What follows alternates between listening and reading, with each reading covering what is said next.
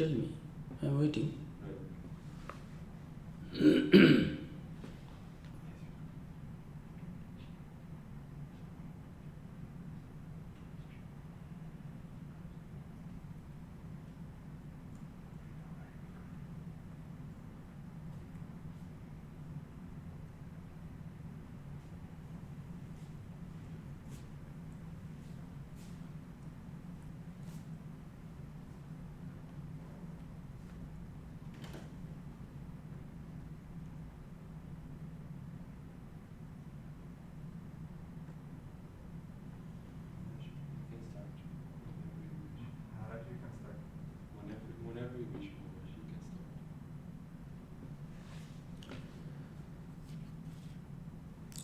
Nana spriha raghupate hridaye asmadiye satyam vadami cha bhavan akhilantaratma bhaktim prajacha raghupungava nirbharang me kamadidosha-rahitam kurumana sancha. Om Shanti Shanti Shanti. O God, I tell you the truth, I have no other desire, and you, being the innermost self of all beings, know it very well. O God, give me the ardent devotion only, and make my mind free from all impurities like passion, etc. Om, peace, peace, peace. Very good evening to all of you. It's a wonderful day, very auspicious. Today is Swami Turiyanandaji Maharaj's birthday, and we have got the chance to spend some time in discussing and reading from the Bhakti Yoga of Swami Vivekananda. This is our fourth lecture, discourse on Bhakti Yoga. We have just started Swamiji's text book, Bhakti Yoga, where Swamiji gives us the definition of Bhakti. And Swamiji wants to show that there are actually not too much differences between the Bhakti and knowledge as we think of, and Yoga also. But it is not given to all of us to be harmonious in the building up of our characters in this life. And that character is the noblest type, in which we find that knowledge and love and yoga are harmoniously fused. So, Swamiji told that, and we are continuing. Swamiji is trying to justify this, that these are there in the scriptures of the knowledge and bhakti. Those who try to describe bhakti, give a definition of bhakti, we find that highest bhakti, supreme bhakti, and supreme devotion and supreme knowledge and yoga all become one, identical. So, Swamiji, we are reading. Swamiji says there is a little difference in opinion between the teachers of knowledge and those of love, though both admit the power of bhakti. The Gyanis hold bhakti to be an instrument of liberation. The Bhaktas look upon it both as the instrument and the thing to be attained.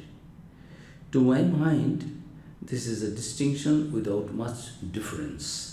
In fact, bhakti, when used as an instrument, really means a lower form of worship, and the higher form becomes inseparable from the lower form of realization at a later stage.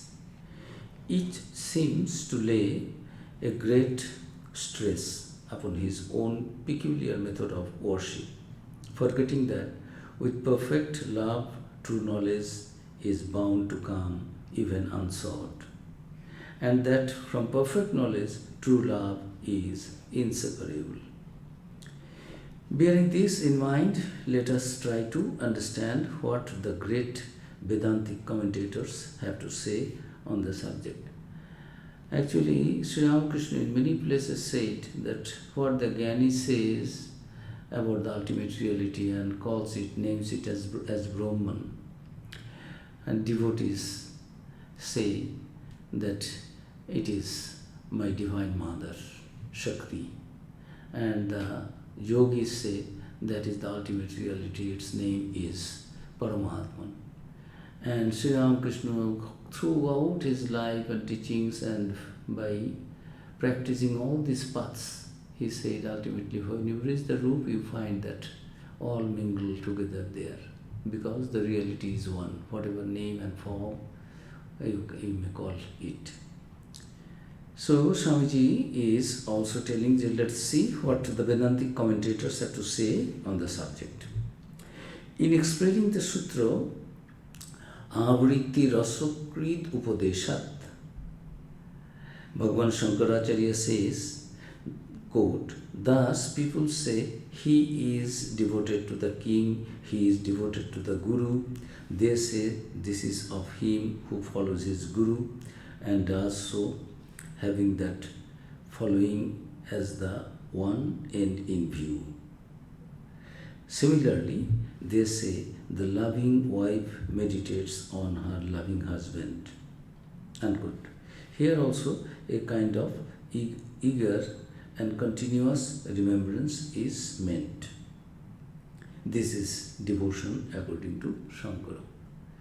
The continuous thinking of that ultimate reality, my object of my love, is called devotion. Meditation again is a constant remembrance of the thing meditated upon, flowing like an unbroken stream of oil poured out from one vessel to another. In the Upanishad it is there, in the scripture it is there, how to meditate continuously. It is nirobachinna toilo dharavat. If oil is poured from one pot, one container to another, there will be no breaking. Nirobachinna, continuously. So, when this kind of remembering has been attained in relation to God, all bondages break. If one can think of God always, continuously, and it is a kind of meditation, and it is also the knowledge that I am thinking of that ultimate reality, what is the only basis of substratum of all this creation, the only real thing. Everything else is ever changing and unreal. Whatever it changes is unreal because it changes. Only the truth, that ultimate reality, remains unchanged. So, when this kind of remembering has been attained completely in relation to God, all bondages break. So, as the followers of knowledge, they demand that only people having knowledge will break their bondage, others not.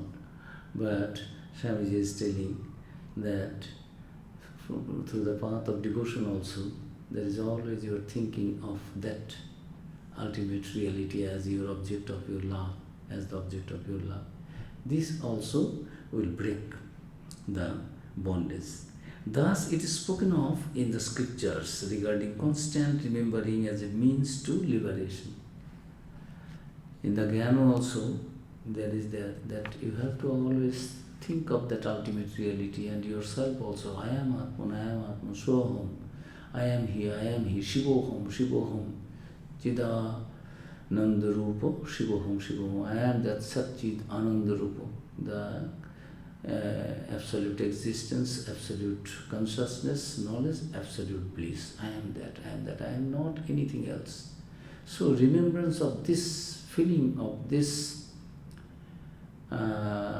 real self is through, according to the Jnanis, followers of Jnana, that is the path that you can sever your, cut asunder your bondage. And Bhakti path, when this kind of remembering has been attained in relation to God, all bondages break. Thus is spoken of in the scriptures regarding constant remembering as a means to liberation. This remembering again is of the same form as seeing, because it is of the same meaning as in the passage, when he who, and I quote, when he who is far and near is seen, the bonds of the heart are broken, all doubts vanish, and all effects of work disappear. Tad dure tadantike. Whatever is far away, that is here also, antike. So, the same reality is permeated here and there. Transcendental and immanent, both aspects are there. So, in the path of jnana or knowledge, this remembering again is of the same form as seeing, because it is of the same meaning as in the passage, when he who is far and near is seen.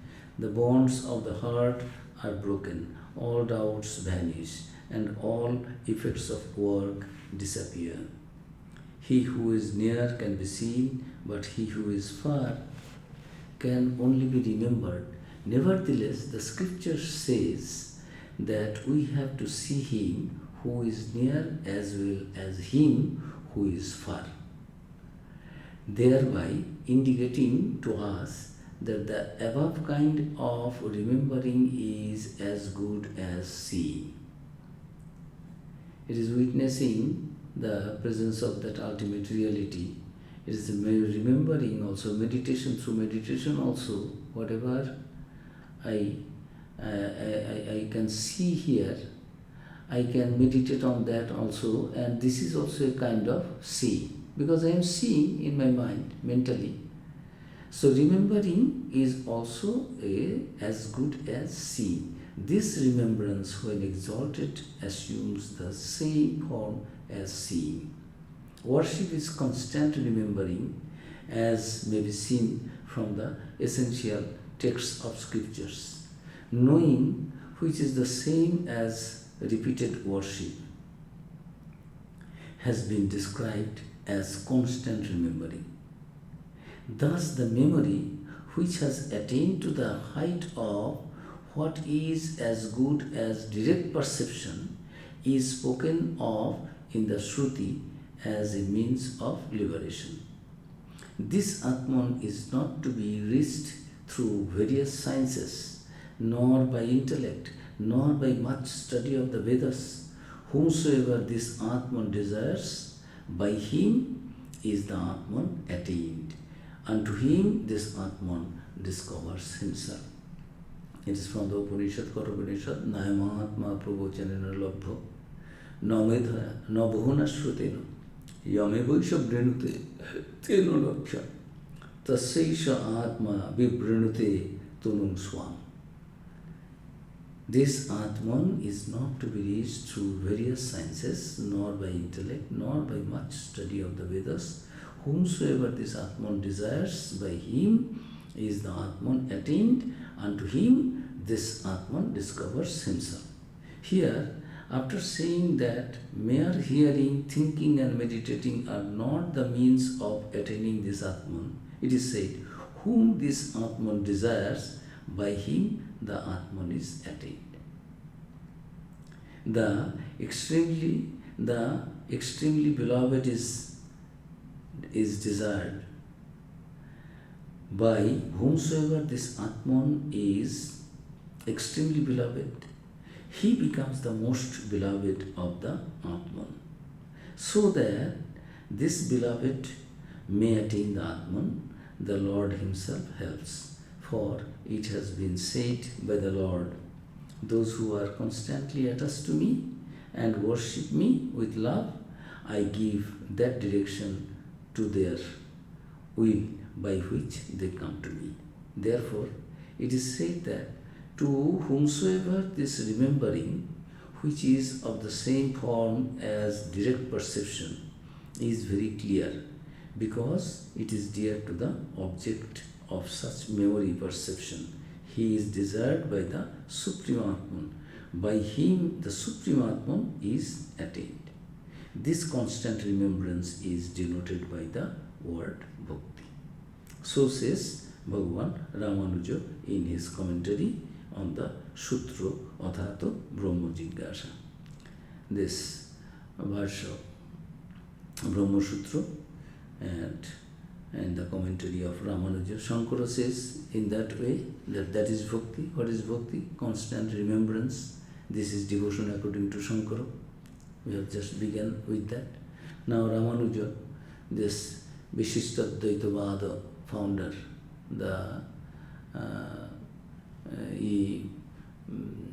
one who said, yes, this Atman is there. Shankara preaches Advaita Vedanta, and Ramanuja preaches yes, that ultimate reality is Vishishta Advaita. We are also part of that. Now, Rup, this is also that. Master says very nicely that if you take only the kernel of the bell or any fruit, say it is mango, you cannot say that mango, that inside, what is that kernel, that is only mango. Its skin and other things also in the bell fruit, its cover, although it is hard, one cannot eat and enjoy it, but it is there. তা না হলে ওজনে কম পড়ে যাবে, otherwise your Brahman cannot be, there will be two realities. How can it be? It is there. So all are Brahman, part and the whole. And wonderfully, this Advaita, Vishishtadvaita and Dvaita philosophy has been explained by Hanumanji. Hanumanji said that when I think that I am Deho Buddha Dasosmi, when I think that I am this body, I think that there is a creator who has created this body and I am that God's servant. You are the creator, I am the created, something separate entity. Deho Buddha, when I feel that I am this body, I feel that you are separated from me. You are me or not together. But Jiva Buddha, when I think, no, I have a soul. I have this body, but I am not this body. Inside my body there is a soul, Jivatman. That also comes to my mind. Sometimes I remain in that mood also. Not always I think that I am this body. Sometimes I feel I have an Atman. That soul is there. So then I think that Jiva Buddha Tat Angshaka. You are the whole, I am your part. Vishishtadvaita is like that. Master says, if you don't accept that, then your weight of the Atman, Paramatman, Brahman will be less. If you say this is a bell means yes, you will eat the kernel only, but you cannot say that its husk, its cover, its sheath, shell is not bell, although you will not eat it. So this Jeev, Jagat, Brahman, Jagadishwar, creator, Jeev, we, and this Jagat, created universe. If you say it is separate from God, then there will be two entities. How can it be? The final absolute entity is only one and the only one and the only one. So you can explain it at separate Dvaita, Advaita, Vishishtadvaita, but say Ramanuja is telling it is Vishishtadvaita, it is a part of that whole. And Dvaitavadi, they say, no, God is a different substance and this Jiva is, we cannot become God. We cannot become God, that's a different thing. But God is in us. We cannot say that we are not God and God is not in us. Because other than God, there nothing exists in this universe. God is the creator and the created. Tat Srishtva, Tat Eva Anupravisha. He created, God means Brahman. That Brahman created all this universe, whatever we think of and whatever we see and think of. Everything has been created by Him and out of him, because no other substance is there.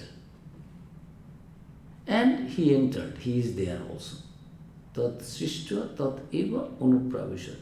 That ultimate reality, that Brahman, has created this whole universe, whatever we are thinking, seeing, experiencing in the physical level, relative level of stage. That is nothing other than that Brahman, because everything has come out of that Brahman. There is no second entities, anything. So, this Shankara and Ramanuja, Swamiji's Vivekananda is quoting that Ramanuja says in that way. This is the so says Bhagavan Ramanuja in his commentary on the Sutra Athato Brahma Jigyasa. Now we hence follows a dissertation on Brahma. Now we will discuss in the Brahma Sutra. This is there. Now let us discuss about that ultimate reality. What is its real nature? In commenting on the Sutra of Patanjali, Ishvara Pranidhanadva, that is, quote, or by the worship of the Supreme Lord. Bhojo says, this commentator, he says that Pranidhanam is that sort of bhakti in which, without seeking results such as sense enjoyments, etc., all works are dedicated to that teacher of teachers. Ishvara Pranidhanat Ba in Patanjali, who is the founder of Yoga school. So one is Advaita school, one is this Ramanuja, Advaita is there, Vishishta is there, Bhakti is also there, Shankara is accepting this is Bhakti, Ramanuja also is accepting that is also Bhakti.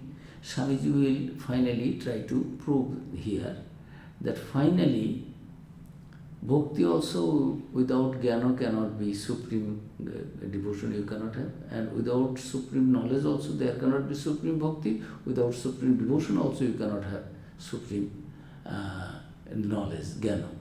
And yoga, meditation is always there. You have to bring your mind in one point only.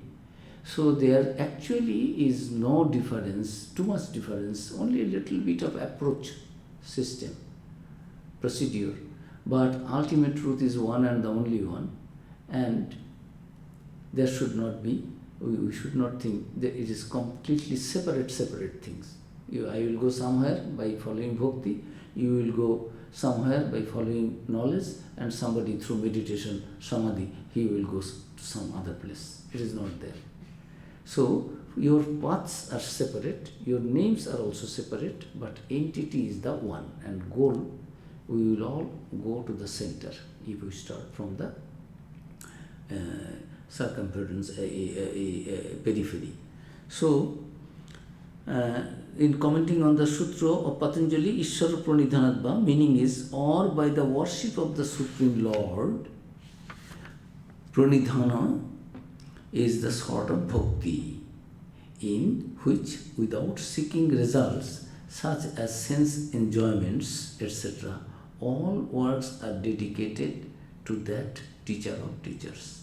Bhagavan Vyasa also, when commenting on the same, defines pranidhana as the form of bhakti by which the mercy of the Supreme Lord comes to the yogi and blesses him by granting him his desires. According to Shandilya, bhakti is intense love to God. The best definition is, however, that given by the king of bhaktas, Prahlada. Prahlada, it is there in the Bhagavata. Ya pritiravivekanam vishayesu anupayini tvam anusmarata same hridayan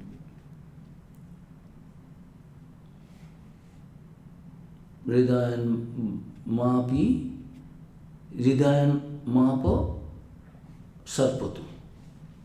Sa ya pritiravivekanam vishayesu anupayini tvam anusmarata same hridayan mapo apasarpatu.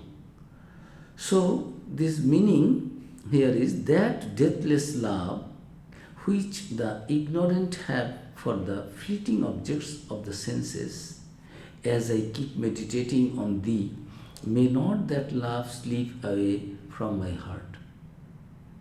How I should meditate on you? As the ordinary people, that deathless love which the ignorant have for the fleeting objects of the senses.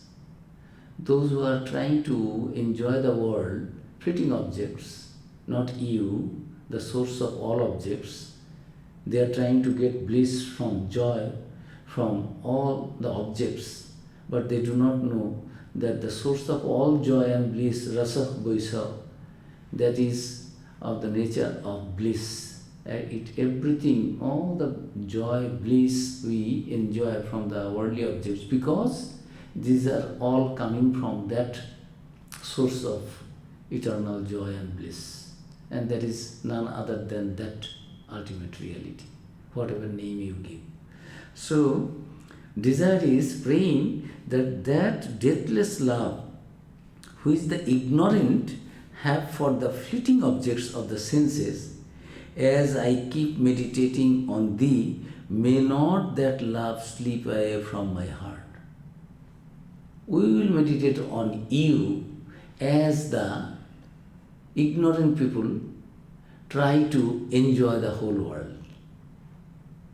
Their love for our love should be that kind of love, so deep, so intense, so tangible, we understand, we feel, which the ordinary people, ignorant people are always showing that love for anything in this world for their enjoyment. So, wonderful this devotee's desire that see that may not that love slip away from my heart. Means I want to enjoy you. I want to get bliss, peace, joy through you, by you, in you.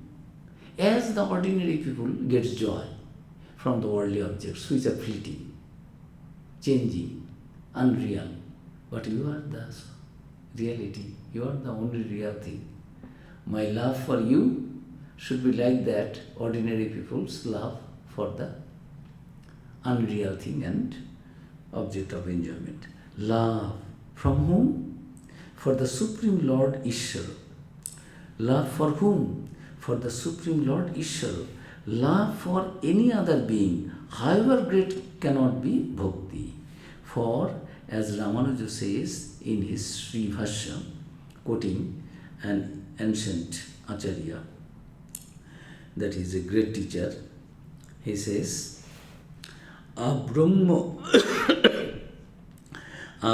stamba parjanta jagadantara vyavasthita pranina karma janita samsara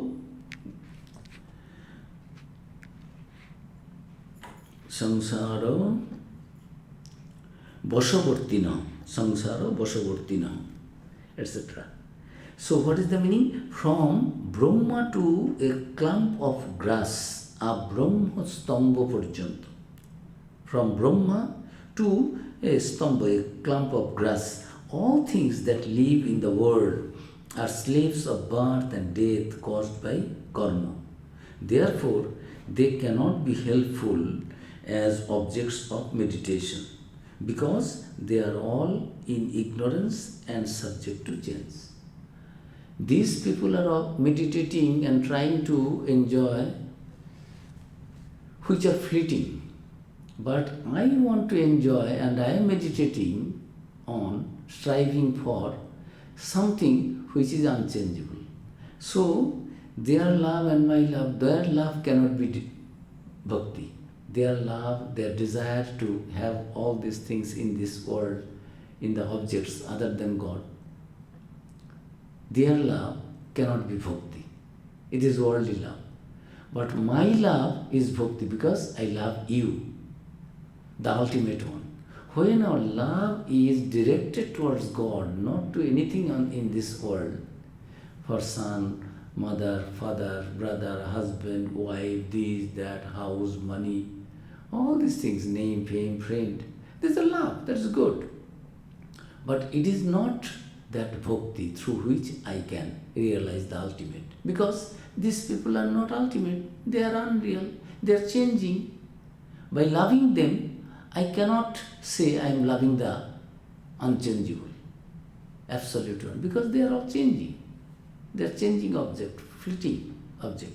So, this nicely it is put here that from Brahma to a clump of grass, all things that live in the world are slaves of birth and death. Brahma also, it is created this one yuga, it will remain. After the pralaya, new Brahma will be there. This Srishtikarta, the creator.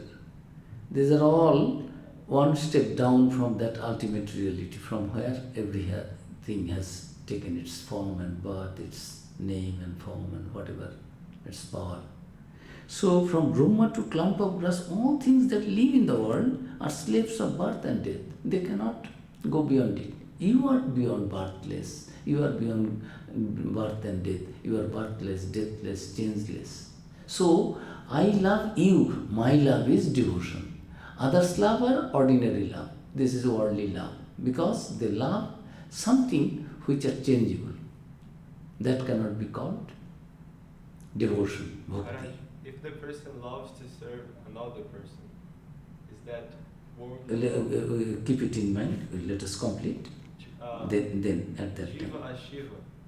Now put the question, let me finish. From Brahma to clump of grass, all things that live in the world are slaves of birth and death caused by karma. Therefore, why they come? Due to their karma. Why we take birth? Whatever we did in my previous lives and desires were there, I could not finish. Now I want to enjoy those things and God has given me that birth. Whatever I did in my previous lives. So I am enjoying this body and these samskaras are the results of my karmas done in my previous lives. So, therefore, they cannot be helpful. Their birth, death are caused by karma. Due to their karma, good, bad, they suffer or enjoy. But they are not liberated. They are not one with the ultimate reality. They have separate entity and they like to bear it. It is not that easy. Oh God, now God will remain separate, I remain a bhakta. Everybody will tell, oh, you are a great bhakta. I don't like to be one with you. Because then only God will be there. Who will take my name? Who will say, oh, he or she is a great bhakta devotee. So, this is there. The smallness is there. Individuality. I don't like to lose my individuality and be one with God. If I merge myself, then I will not be there. Oh, I will not be there. So this is the problem. We cannot give up that ego, separateness, this individuality. So here it is telling that everything is born and dying and again being born due to their karma. Therefore, they cannot be helpful as objects of meditation because they are all in ignorance and subject to change. I am meditating on that chainless one, that ultimate reality, which is actually the final refuge of all. Other things are not. Other things are also coming from that ultimate reality. And after some time, finishing their duty, task, karma here, again they go back and again come according to their karma. I don't want that. And I will not meditate on them. I will meditate on that ultimate reality which is changeless, deathless, birthless. So, all are ignorance and subject to change. So, therefore, they cannot be helpful as objects of meditation. In commenting on the word Anurokti used by Shandilya, another Rishi commentator, the Shandilya Sutra, the commentator Sapneshwara says that it means Anu, after, and Rokti, attachment. That is, the attachment which comes after the knowledge of the nature of and glory of God. We are not that fool. We love and give everything to somebody who is not worthy of that.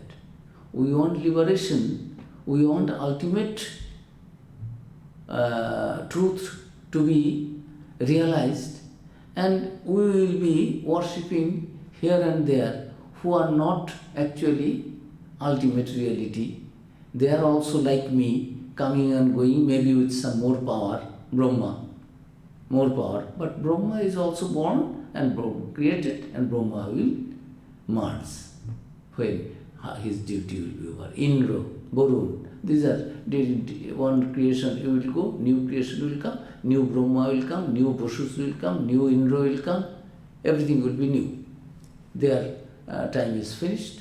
So this Kala Chakra is going on in that way. So here it is telling whom I will love if I don't know.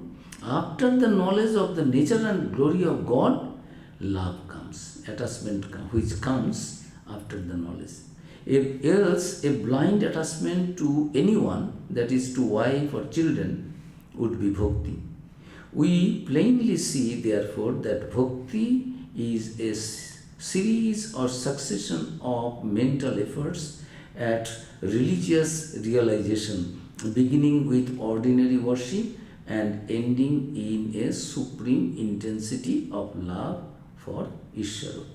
Why so many philosophical things Swamiji is telling only to prove that, as Sri Ramakrishna said, what the Gyanis call the Brahman and the Yogis call the Paramatman, I call that my mother, that divine mother, that Shakti.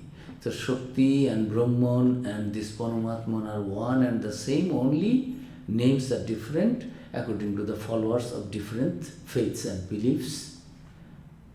So Swamiji is telling that real devotion comes only when I have the knowledge. Whom I will love? I will love ordinary things. If I am to beg, I want a highest amount. Will I go to a beggar or a poor man? I know a poor man cannot give me. When I know that I am begging from somebody who is a billionaire or the richest man in this whole world, so if I am to have the highest reach, achieve that, attain that, accomplish that, then I have to go to somebody who has that treasure, that wealth. Ordinary wealthless people cannot give me $5, $10, somebody. If you are not a billionaire, how can you give me billion? And I will not be happy. Anything less than billion, anything less than mukti, anything less than liberation, anything less than that ultimate devotion and joy and knowledge, which it is only with that one ultimate reality. So, in this way, it is trying to, here, the commentator is trying to say the real devotion will come, anurukti, attachment to that ultimate reality, which is called devotion, only after knowing the knowledge of its glory of God, real nature. If my God is not all powerful, then why I will worship God? I will go to somebody who is all powerful. So devotees, God is not ordinary something. It is one and the same with Brahman. That is what Swamiji is trying to establish. That what Brahman you are trying to establish the Gyanis, followers of the path of knowledge. The Bhaktas also don't think that they are worshipping something inferior, less powerful. It is not that. And other than that ultimate reality, they are also worshipping the same reality. Only your path is path of knowledge. You are calling it Brahman. This Nirgun, Nirakar. But they are thinking of the same Shagun, Shakar, because this power is there. Creation, preservation, destruction. It is going on. Who is doing that? It is coming from that God. Because my God is powerful, creator, personal God. Yours is, no, that ultimate reality is completely no Nirguna, Nirakar, Avahangmana Sugocharam. Yes, all right. From Bhakta's point of view also, we cannot describe the qualities and attributes of my God. Only a little bit is manifested through the creation. We understand how powerful it is. My God, ultimate reality. And my God is all powerful. It can do create, it can destroy, it can preserve, whatever it likes. Nobody can control God, but God can control everything in this universe. So, what the Gyanis call Brahman, devotees call this Shakti or any God. This God is not anything less than your Brahman, as you are thinking, or the Paramatman of the yogis, that ultimate, highest reality. So, anything and everything you will love, that cannot be bhakti. Your love for blind attachment to anyone, that is to wife or children, would be bhakti. That cannot be. We plainly see, therefore, that bhakti is a series of successive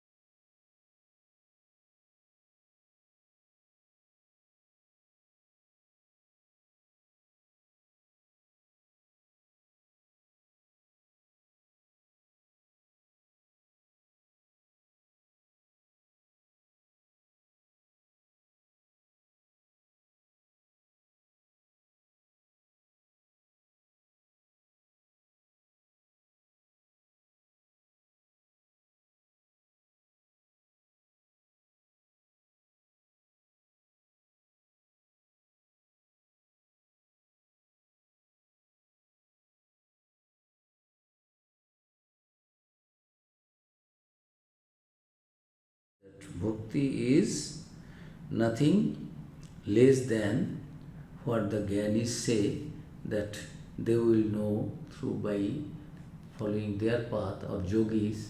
They are also trying to reach that ultimate reality. Bhaktas are also beginning with ordinary worship of ordinary anything. Actually, finally, they are having that supreme love for God, which will cut the bondage, which will sever the bondage, if one can continuously think of that God. Remember the presence, feel the presence of God in their heart of hearts. Something, why he left? So, now this Ishvara, this love for Ishvara. Now Swamiji says, this philosophy of Ishvara. What is this? Who is this Ishvara? Who is Ishvara? Janmadasya yata. From whom is the birth continuation and dissolution of the universe. Swamiji gradually unfolding what he is telling, and now he is explaining that devotee's Ishvara is not less powerful or anything less than the Brahman of the Gyanis and the Paramatman of the Yogis. Who is this Ishvara according to the devotee's path of devotion? This is Janmadasya Yata, from whom is the birth, continuation and dissolution of the universe. This creation, preservation, destruction are happening. From whom all these things. He is Ishvara, the eternal, the pure, the ever-free, the almighty, the all-knowing, the all-merciful, the teacher of all teachers. Ishvara, according to the devotees, having all these attributes, qualities. How is this Ishvara? Eternal, the pure, the ever-free, the almighty, the all-knowing, the all-merciful, the teacher of all teachers. And you will find all these attributes, qualities are equal with the Brahman. The devotee's Ishvara is nothing less than the Gyanis, followers of Jnana, or the followers of yoga, meditation, anything less than that, their ultimate goal. So, Ishvara, he is Ishvara, the eternal, the pure, the ever-free, teacher of all teachers, and above all, Sa Ishvara Anirvachaniya Prema Swarupa. He, the Lord, is of his own nature inexpressible love. And what is the nature of love? This. What is the nature of ultimate reality? Gyanis say it is Sat Chit Ananda. It is the absolute existence. It is the of the nature of absolute knowledge, consciousness, and absolute bliss. That we can say about maximum, this much. Avang Manasamajyo, we cannot describe it through our tongue, our voice, our words. It is not possible. So, devotees Ishvara also, what is that, Lord? Sa Ishvara Anirvachaniya Prema Swarupa. He, the Lord, is of his own nature inexpressible love. You are telling Ganesh this path, they say our ultimate reality is Avang Manasya Gocharam. It is beyond Vak, Vakko, Man, Atita. Mind cannot think of. It is beyond the thought of mind. It is beyond the of activity of the word. Avang Manasya Gocharam. Mind cannot think of, word cannot explain. It is beyond. You will not understand. It cannot be described what my Brahman is.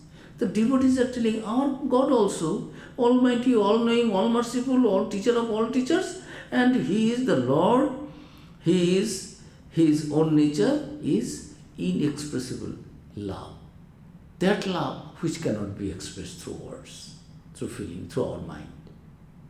It is a divine love, inexpressible, of that nature.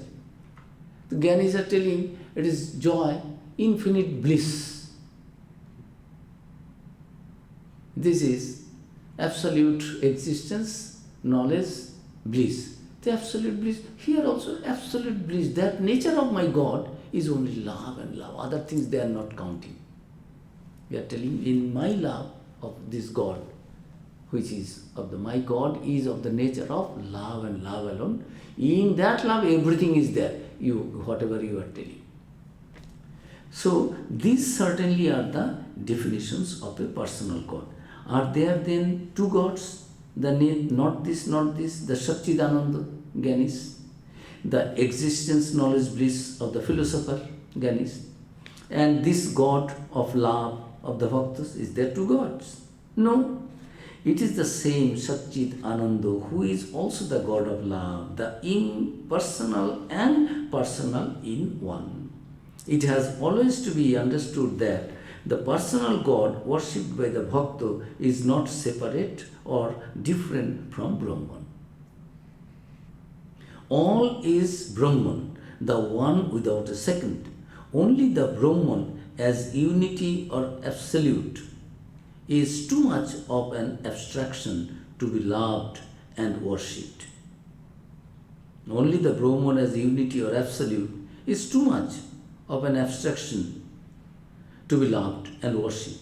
So the Bhakta chooses the relative aspect of Brahman, that is Ishvara, the supreme ruler. To use a simile, Swamiji is telling, Brahman is as the clay or substance out of which an infinite variety of articles are fashioned. As clay, they are all one, but form or manifestation differentiates them. Before every one of them was made, they all existed potentially in the clay.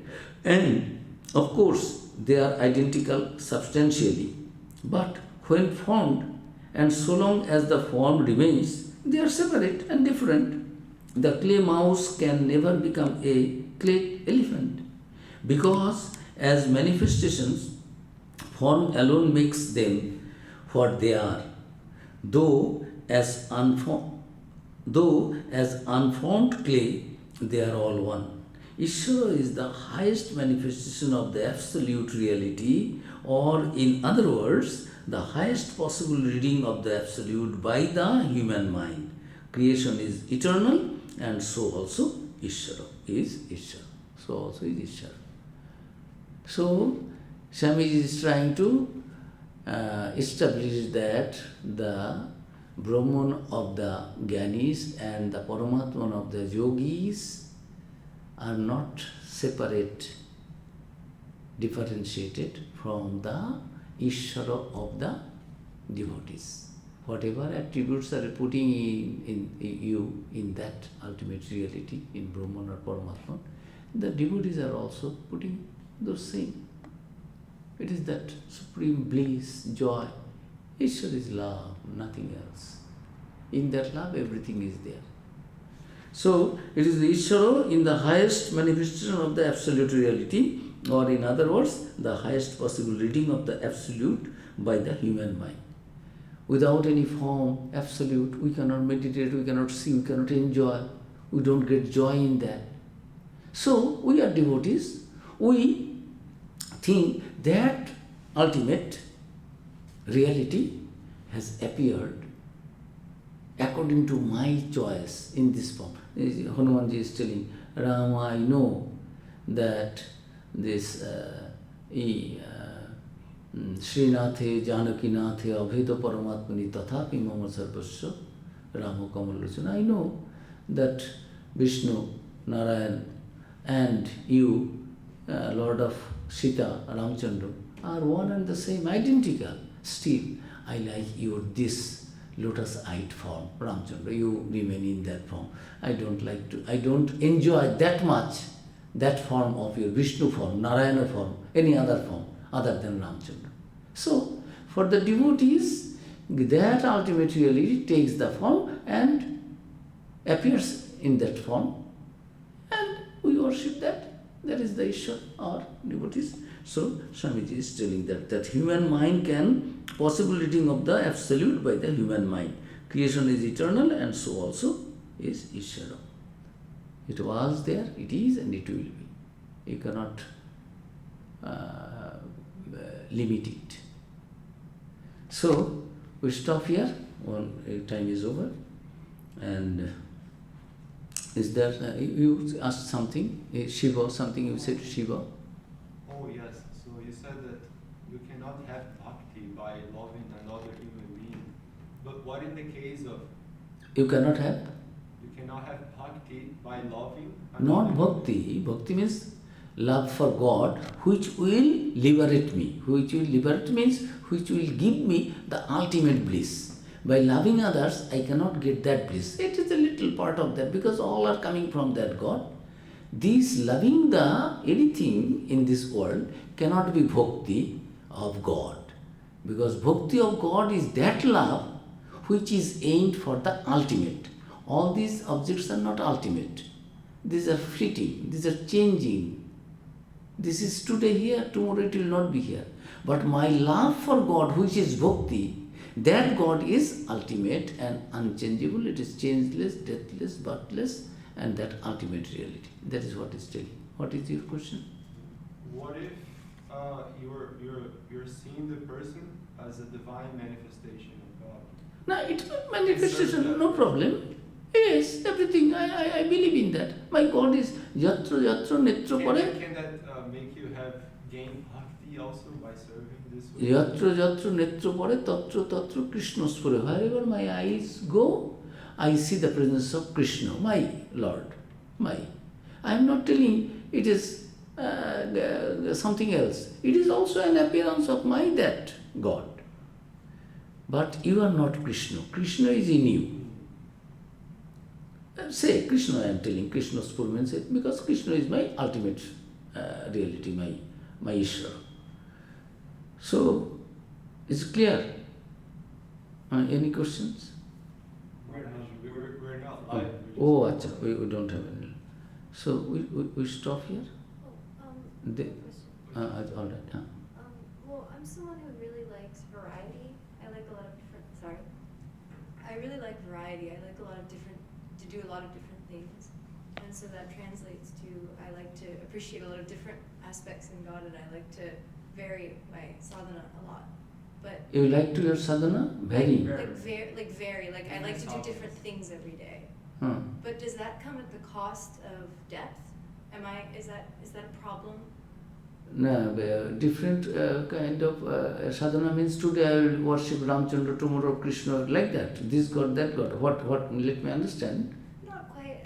I guess the 4 yogas, right? Like one day I might want to focus on Raja Yoga. The next day. That is Swamiji is telling that we began with that characters. It is not given to all of us to be harmonious in the building up of our characters in this life. Yet we know that character is the noblest one in which all these 3, knowledge, love, yoga, are harmoniously blended, fused.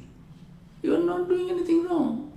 You accept or not. Gyanis also have bhakti. That is what they don't accept that. Gyanis also have bhakti, and bhaktas also have jnana, and without jnana, whom I am loving? I know you are the ultimate reality. That is why I am giving my everything, my life, everything. That is knowledge. I know, knowing the ultimate reality is knowledge. Loving the ultimate reality is devotion. And remaining one with that is samadhi, this yoga. So what is wrong? Outside only these people fight. So you are not doing anything wrong. If she is a kurmi means worker, active. Does it make that she never meditates, she never prays, she never thinks that all this world is unreal, this body was unreal? So jnana is there, karma is there, bhakti is there, yoga is there, meditation is there, thinking, deep thinking is meditation, everything is there. Only one is manifested primarily more compared to others. Sri Ramakrishna, outside devotion, inside knowledge, Master Swamiji is telling, in Sri Ramakrishna, outside he is full of devotion, but inside he is knowledge, full of knowledge, he knows the ultimate reality. And in Swamiji everyone says, oh, Vedanta speaking, Swamiji is a jnani. Full of devotion, out of love he is doing, otherwise why I will give lecture to you if I don't love you? If I don't feel that you are verily the manifestation of that ultimate reality which I am calling Brahman, but you are ignorant, you do not know, you are suffering. Oh, please come. You also go beyond the suffering, you know yourself. Out of love I am trying to help you. If I am Jnani means nothing is there, this body. We are all Jnanis, Bhaktas, Yogis, Kurmis. We do karma. When we do karma, without any attachment, it becomes karma yoga. When we do the worship of God without any other worldly desire, it becomes bhakti. I love you. When we think of ourselves that yes, actually this body has come, will go, it is unreal, changing. There is behind the I am that, which will not perish. I am that. Feeling that. That is jnana. I am not thinking I am the body. And samadhi, another yogi also is just merging the ego with that ultimate one and remaining in bliss, in samadhi, in meditation. One is getting joy in karma, one is getting joy in worship, taking God's name, one is thinking everything is unreal, I am Atma, one is in meditation, getting the ultimate reality is that I am none other than that, I am merged in that. So, nothing is wrong that if in your life you have God Karma Yoga, you have Bhakti Yoga, you have, only don't hate others and don't think it is bad. But what is predominant, your tendencies are there, you follow that. Then easily, if you like maths, your brain very sharp in mathematics, take mathematics and you will get first class first. Instead of mathematics, you have taken chemistry and you don't like this titration, permutation, this thing, something, all these chemical things, and you don't like it, you are doing something, you will somehow pass or get a maximum first division because you are brilliant. But if you take up mathematics, immediately you get the first class first, gold medal. In our life also, according to our previous births and karma and desires, we have different inclinations, tendencies, inner tendencies. If we understand, actually I cannot count 2 plus 2, 4, and I am always attending maths class, and I don't. That will not make any progress in my career, academic career. I am a footballer. If the best footballer, you put him in the ground of cricket, will he be the best athlete? If you put him in some other event, she or he will prove a failure. But if you put the swimmer in as runner as the swimmer, what will happen? So don't be hypocrite. You have power, do it, manifest it, believe in that power, your own power, power in the ultimate. And that is simple things. We make complicated and philosophical thought and talking and question and this and that and thinking. This will not do. Sri Ramakrishna says, if you really want to test the